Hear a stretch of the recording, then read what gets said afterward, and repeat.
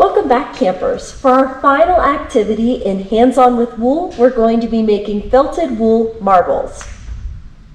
For this activity, you're going to need some wool. You can either use natural wool or some of the dyed wool that we made in the previous activity.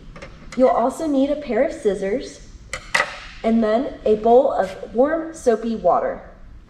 First, you're going to want to cut out a piece of your wool, either the natural or the dyed, that is 2 inches by 2 inches.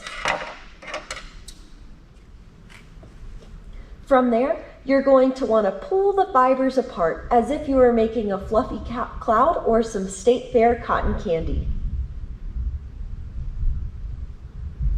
And as Rebecca keeps going, notice how she's pulling it apart and putting it back together, just so it doesn't fall everywhere. After you get your wool into a fluffy cloud, you're going to want to roll it in your hands just a little bit as if you were playing with Play-Doh. After that, you're going to want to submerge your wool into warm, soapy water. Don't forget to dry off your hands so you don't make a mess. You want to squeeze it out and then go back to rolling your ball. And for this part, you can try and roll it into your palm to try and get a condensed shape where the ball is hard instead of fluffy, how it was when we started. This may take a couple minutes.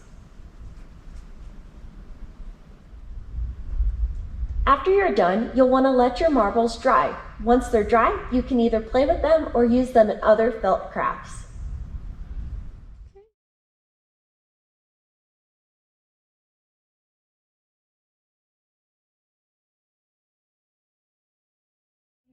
Thank you so much for joining us today in CAMS classroom.